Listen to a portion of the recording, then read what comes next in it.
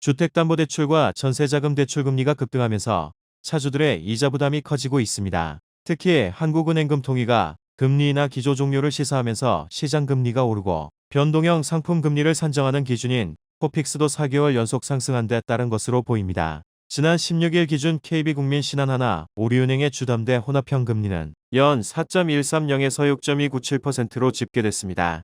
지난달 5일과 비교해 한 달여 만에 하단은 0.01%포인트, 상단은 0.097%포인트 상승했습니다. 혼합형 금리 상단은 지난해 11월 중순 약 2년 만에 처음 6%대를 넘어선 뒤 두 달여 만에 6%대 중반까지 폭등했습니다. 최근 KB국민은행과 우리은행은 전세자금 대출 금리도 인상하면서 하단이 4% 선에 근접하며 보증금을 마련해야 하는 실수요자들의 부담이 커지고 있는 상황입니다. 은행권이 대출금리 인상에 나선 건 시장금리가 상승했기 때문입니다. 주담대 금리 산정의 기본이 되는 금융채 5년물 금리가 한은의 금리 인하 종료 기조에 높아졌고 신규 취급의 기준 코픽스는 이달 4개월 연속 상승해 2.89%까지 상승한 상황입니다. 4개월간 상승폭만 0.4%포인트에 달합니다. 코픽스는 주담대, 전세자금 대출 등 각종 대출 금리의 기준이 되는 지표로 코픽스가 오르면 주담대와 전세대출 변동금리도 상승하는 구조입니다. 문제는 대출금리 상승으로 차주들의 부담이 커지고 있다는 겁니다. 2021년 기준금리가 0.5%이던 시기에 주담대를 받은 차주들은 당시 2%대 혼합형 금리를 적용받았습니다. 하지만 5년 고정기간이 끝나 변동금리로 전환되는 시점에 5%대 금리를 적용받게 되면서 이자 부담이 늘고 있어 영끌족들의 부담은 물론 차주들의 연체율이 올라갈 경우 은행들의 건전성 부담도 생길 것으로 보입니다. 이창용 한국은행 총재가 기준금리 동결을 결정한 직후 기자간담회를 열고 최근 환율 폭등에 대한 자신의 솔직한 심정을 토로했습니다. 이 총재는 올해 초 원달러 환율 상승 원인에 대해 4분의 3 정도는 달러 강세와 엔화 약세, 베네수엘라 공습 등의 지정학적 리스크라며 나머지 4분의 1 정도는 우리만의 요인 때문이라고 주장했습니다. 그러면서 경제학적으로 어떤 모델을 적용해도 1480원대 환율은 우리 경제의 펀더멘털로 설명되지 않는 수준이라며 스콧 베센트 미국 재무장관이 원화 저평가를 언급한 것도 이러한 맥락이라고 덧붙였습니다. 이런 가운데 최근 위험성이 대두되고 있는 국가부도 위기에 관해서도 입장을 밝혔습니다. 이 총재는 대외 채권국 위기의 과거 외환위기 때처럼 국가부도 위험이 있는 것은 아니다라면서도 환율 상승이 물가 불안을 야기하고 서민 경제에 부담을 줄 수 있는 만큼 쏠림 현상이 과도할 경우 시장 안정화 조치에 나설 것이라고 했습니다. 또 총재로 취임한 후 금융 안정을 위해 가계부채를 줄이려 노력했고 그 결과 M2가 늘어나는 추세가 멈췄다며 하느니 돈을 너무 많이 풀어서 환율이 올랐다고 하는데 사실이 아니다라고 주장했습니다. 이어 GDP 대비 M2 비율이 다른 나라보다 두세 배 돼서 유동성이 크다고 하는 것은 들어보지 못한 이론이라며 계속 얘기하면 감정이 올라와 대답을 잘못할 것 같다고 밝혔습니다. 이 총재의 이 같은 발언에도 불구하고 15일 오후 2시 49분께 환율은 1470원을 넘어선 상태를 유지하고 있습니다. 국민연금을 환해지까지 하는 외환당국의 개입에도 불구하고 원달러 환율이 1470원대로 폭등하자 정부가 수출기업의 외환거래를 점검하고 은행의 달러 예금 금리 인하를 유도하며 달러의 국내 유입을 독려한다는 방침을 내놨습니다. 13일 관세청은 고환율 대응 불법 무역 외환거래 단속 TF를 구성하고 전국 세관 외환조사 24개 팀을 총동원해 외환검사에 나선다고 밝혔습니다. 관세청의 외환검사는 기업에 사전 통지한 뒤 관세청 직원이 1, 2개월간 현장에 파견돼 장부와 거래 내역을 직접 확인하는 방식으로 진행되는데 조사 과정에서 불법 혐의가 포착되면 외환수사로 전환돼 강제 수사로 이어질 수 있습니다. 조사 대상은 최근 5년간 누적 무역 금액이 5천만 달러를 넘는 기업 가운데 2025년 수출 대금 미회수와 수입 대금 미지급 규모가 과거 4개년 평균보다 크게 늘어난 1138곳입니다. 이 중 대기업은 62곳, 중견기업은 424곳, 중소기업은 652곳으로 집계돼 큰 파장이 예상됩니다. 정부가 환율 급등에 대응해 수출기업의 외환거래를 조사할 경우 정상적인 환해지와 무역 결제까지 위축될 위험이 커집니다. 기업들은 조사 리스크를 우려해 달러 매수를 미루게 되고 이는 오히려 외환시장 유동성을 말려 환율 변동성을 키울 수 있습니다. 또한 정책 실패 책임을 기업에 전가한다는 신호로 해석될 경우 수출 경쟁력 약화와 투자 위축으로 이어질 가능성도 터져나오고 있습니다. 최근 원달러 환율이 한국 외환당국의 연이은 시장 개입에도 불구하고 13일 오전 10시 41분께 1472.4영원을 기록했습니다.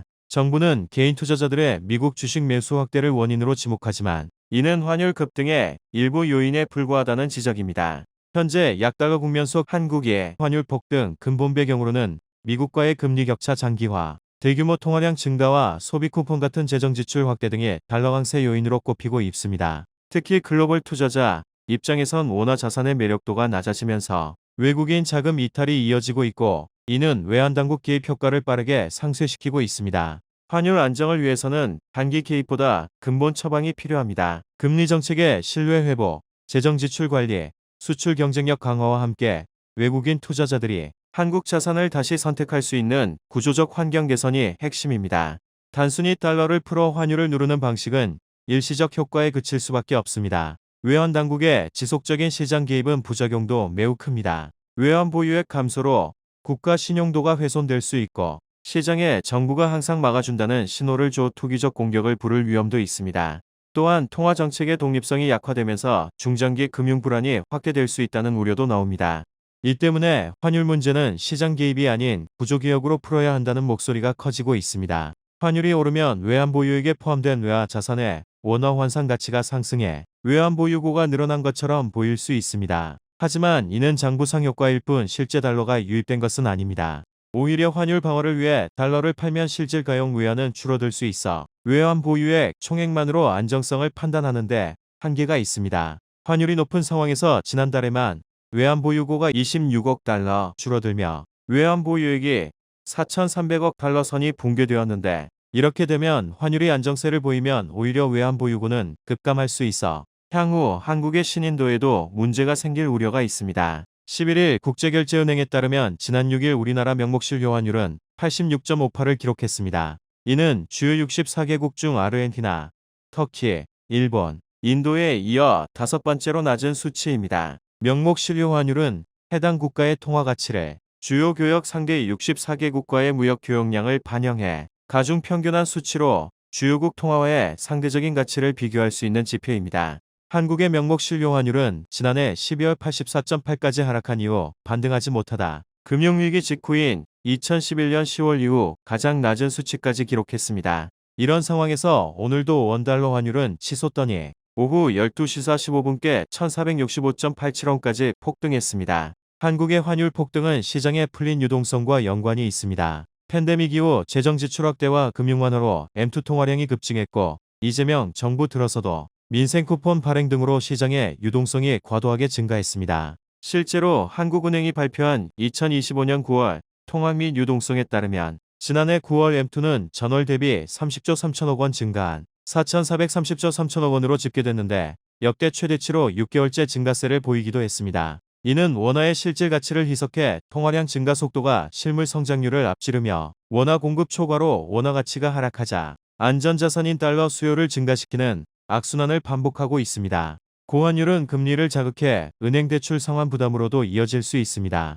최근 주요 시중은행의 주택담보대출 금리 상단은 연 6%대를 넘어섰습니다. 환율 불안으로 채권 금리가 계속 상승하면 주담대 금리 상단이 7%에 육박할 거란 우려도 나옵니다. 환율 방어를 위한 외환시장 개입과 국민연금의 전략적 환해제에도 불구하고 환율이 다시 1,460원대 근처로 치솟는 현상이 벌어지고 있습니다. 이는 단기적인 방어 조치만으로 환율 안정이 어렵다는 신호로 평가됩니다. 최근 원화 약세 압력은 외국인 자금 이탈과 강달러 기조 속에서 미국과의 금리, 경기 차이가 격차를 벌리는 구조적 요인도 원화 약세를 촉진했다는 분석입니다. 또한 국민연금의 외환시장 참여는 전체 달러 수요를 압도할 만큼 충분하지 않았던 것으로 보입니다. 외환 당국의 시장 개입은 외환 보유고 감소로 이어졌습니다. 한국은행의 2025년 12월 말 외환 보유액에 따르면 지난해 말 외환 보유액은 전월 대비 약 26억 달러 감소해 7개월 만에 감소세로 전환했습니다. 이 같은 감소폭은 1997년 외환위기 이후 최대 수준으로 기록되었으며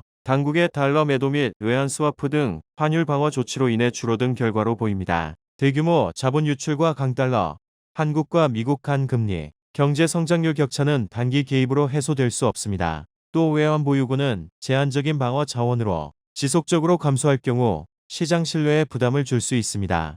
외환 당국의 단기 방어는 일시적 안정 효과를 낳을 수 있으나 근본적 환율 변동성 해소를 위해선 거시경제 체력 강화와 구조적 대응이 필수적이기 때문입니다. 이 때문에 수출 경쟁력 제고와 생산성 향상을 통해 경상수지 개선과 외국 자본의 유입 촉진을 비롯해 원화 경쟁력을 강화해야 한다는 지적입니다. 외환당국의 개입에도 원달러 환율이 6일 연속 올라 1,450원을 돌파했습니다. 8일 기준 원화 환율의 주간 거래 종가는 전날보다 4.85 오른 1,450.6원으로 집계됐습니다. 지난달 29일 외환당국의 개입으로 1,429.8원까지 내렸던 환율은 이후 6거래일 연속 올랐습니다. 유가증권 시장에서는 외국인 투자자가 국내 주식을 약 1천억 원 순매도했습니다. 달러 인덱스가 100 이하인 상황에서 외환당국이 달러를 팔아도 환율이 다시 오르는 것, 수급의 기본 방향이 달러 강세로 기울어 있기 때문입니다. 한미금 리차 대외 불확실성으로 달러 수요가 늘어나는 가운데 한국의 통화량 증가가 원화 유동성을 키워 원화 가치 하락 압력을 만듭니다. 시중에 원화가 많이 풀리면 수입 결제, 해외 투자, 달러 예금으로 자금이 이동하며 달러 수요가 재차 커지기 때문입니다. 또한 기업의 환해지와 외화상환 수요까지 겹치면 개입은 일시적 기대가 강화돼 개입 효과가 희석돼 당국의 개입은 외환보 유액을 감소시키고 정책 여력의 한계만 드러냅니다. 실제로 한국은행이 6일 발표한 2025년 12월 말 외환보 유액에 따르면 11월 외환 보유액은 26억 달러 감소했는데 이는 지난 1997년 12월 기록한 40억 달러 감소 이후 28년 만에 최대치입니다. 이는 금융기관의 외화 조달 스프레드가 확대될 수 있어 한국의 대외 신인도에도 문제가 생길 우려가 있습니다. 1,480원 선을 넘었던 환율 폭등을 막기 위한 외환당국 조치로 외환 보유액이 줄어든 것으로 나타났습니다. 특히 12월 외환 보유액은 외환위기 이후 28년 만에 가장 큰 폭으로 감소했습니다. 한국은행이 6일 발표한 2025년 12월 말 외환보유액에 따르면 지난달 말 기준 한국의 외환보유액은 4,280억 5천만 달러로 집계됐습니다. 11월 4,307억 달러에 비해 26억 달러 감소한 수치입니다. 특히 이번 감소폭은 역대 12월 기준 두 번째로 큰 것으로 외환위기가 있었던 지난 1997년 12월 기록한 40억 달러 감소 이후 28년 만에 최대치기도 합니다. 외환보유액 감소는 지난달 24일부터 시작된 당국의 환율 관리에 따른 것으로 보입니다. 외환당국은 당시 고강도 구두개입 메시지를 낸 뒤 시장에 적극적으로 개입한 것으로 보입니다. 국민연금과의 외환스와프를 활용한 환해지도 가동된 것으로 전해졌습니다. 외환보유고가 급감하면 환율 방어 여력이 약화돼 투기적 공격에 취약해지고 국가 신용도 하락으로 외화 조달 비용이 상승할 수 있습니다. 또 수입 물가 상승, 금융시장 불안, 위기시 달러 유동성 공급 한계로 경제 금융 전반의 충격 흡수 능력이 크게 저하될 우려가 있습니다. 외환보유고 감소가 지속되면 시장은 당국의 방어 의지를 의심해 환율 변동성이 확대되고 외국인 자본 유출이 가속화될 수 있습니다. 여기에 기업과 금융기관의 외화 차입 비용이 오르며 투자와 고용이 위축되고 에너지, 식량 등 필수 수입품 가격 상승이 가계 물가를 압박해 경기 둔화와 금융 불안을 동시에 키우는 악순환이 발생하게 됩니다.